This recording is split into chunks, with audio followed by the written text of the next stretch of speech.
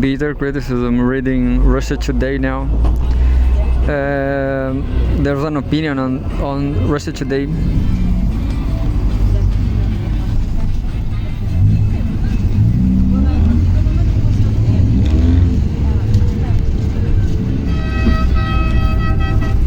Says, should the US abandon Europe? As we saw the Chilean Congress, should the US abandon Europe? A refreshing idea has emerged from the American policy establishment, but it should only be the first step. This article is by Tariq Cyril Amar, an historian from Germany working at Cox University Istanbul on Russia, Ukraine, and Eastern Europe, the history of World War II, the cultural Cold War, and the politics of memory. Pretty interesting field, I guess. Foreign Affairs has published a remarkable article under the title A Post-American Europe. It's time for Washington to Europeanize NATO and give up responsibility for the continent's security. The authors, Justin Logan and Joshua Shifrinson, make in essence one simple argument. The US should leave Europe's defense to the Europeans because it is no longer in Washington's interest to do their job for them. Moreover, Logan and Shifrinson add the Europeans clearly have the resources economically and demographically to look after themselves. This is a smart piece written in the idiom of realism. That is, the broad school of thinking about international relations and geopolitics, which is based on two premises: that states' interests can be defined and understood rationally, and that most of the time, state leaderships seek to act according to such interests. Logan and Shifrinson also strive to be realistic in the broader sense of the term, acknowledging, for instance, that Russia is not poised to sweep across Europe's NATO member states and poses no hegemonic threat to them. These qualities make their intervention stand out among the value pep talks and ideological scaremongering that unfortunately often pass for policy analysis now.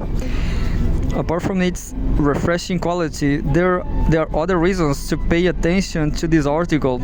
Foreign Affairs, belonging to the influential Council on Foreign Relations, is the older of the two journals, the other being Foreign Policy, that set or reflect the agenda of debate among the U.S. international policy establishment, aka courtesy President Obama's former National Security Advisor Ben Rhodes, the Blob. Logan is the Director of Defense and Foreign Policy Studies at the Cato Institute, an influential libertarian conservative think tank. Shifrinson is a prominent, though in today's climate certainty not universally loved, expert on U.S. foreign policy, who has repeatedly taken unpopular positions, such as reminding the West that promises made to Russia after the end of Cold War were indeed broken, and criticizing the American over-engagement in Ukraine as well as NATO expansion. For Logan and Shifrinson, the US has only one rational interest with regard to Europe that can justify taking over its defense. Quote, keeping the continent's economic and military power divided to prevent the emergence of a regional hegemon, be it Germany, tried twice, defeated twice by the US with the US help, or the former Soviet Union, in the case of which it's actually unclear if it ever even intended to build an all-European hegemony. Not the same, of course, at the Eastern European sphere of influence it maintained between 1945 and 1989. In any case, Washington thought it might. Today, Logan and Shifrinson argue the danger of such a European hegemon that could bundle resources, ultimately challenge US power in one way or the other has disappeared. In particular, they correctly insist that Russia does not pose such a threat. Thus, they conclude, with no candidate for European hegemony lurking, there is no longer any need for the United States to take the dominant role in the region. There is, it is true, a twist to their argument that will make readers in, for instance, the Baltics very uncomfortable.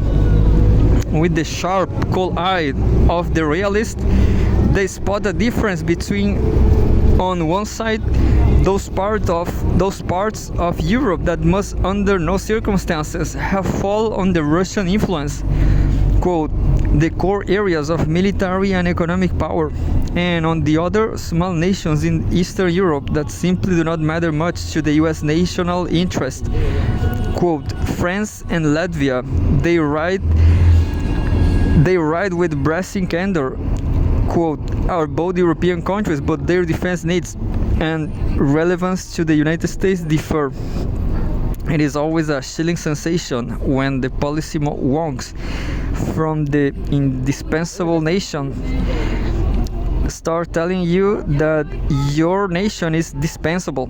Slogan and Shifrinson spell out some recommendations. As a whole, they boil down to a gradual but not slow, the term several years appears, not several decades, withdrawal from providing security for the Europeans, while dishing out tough love to them to simulate their abysmally lacking the self-reliance in matters of spending, weapons, manufacturing, and fielding their own modernized armies.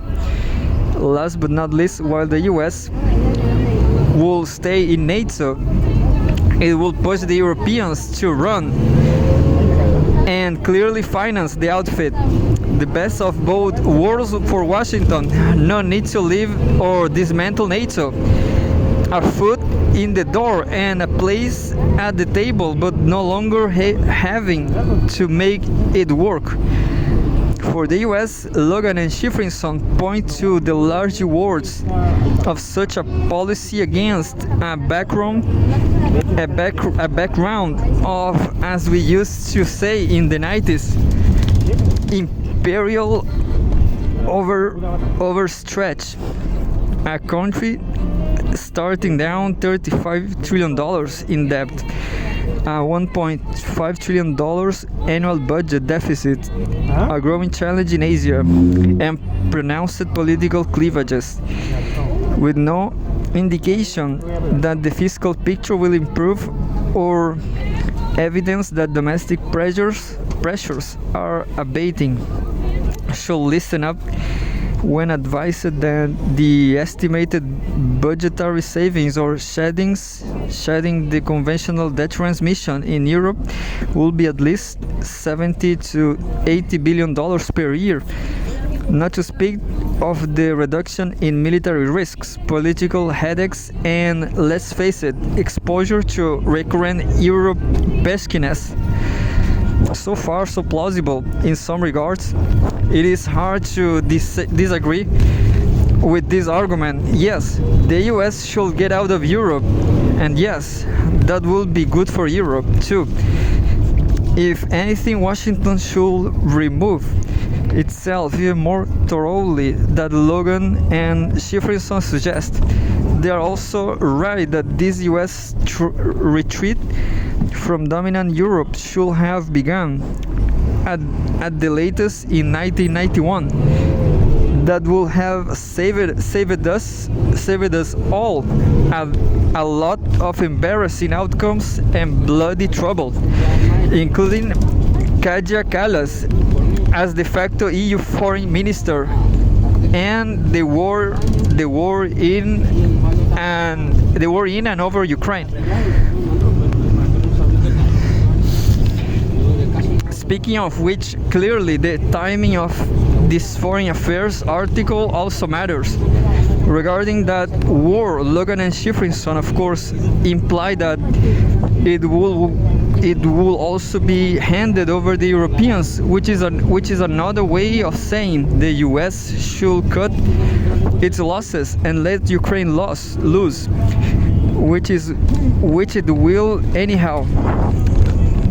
That is a position that converges with what we know about the thinking of presidential candidate Donald Trump, which is not necessarily reliable. Yet, since the Democrats have finally underburdened themselves from the liability of the obviously senescent candidate Joe Biden, it is no longer easy to predict who will win the presidential election in November. If a Trump victory were still a foregone conclusion is as it used to be, it will be easy to predict that Logan and Schifrinson's general call to stop babying the Europeans, to paraphrase Harry Truman, will also resonate with the future administration. But even under Kamala Harris' presidency, deep pressures of democratic overload and domestic polarization will continue. One thing is certain, the question of U.S. retrenchment away from Europe will not go away. Just two paragraphs.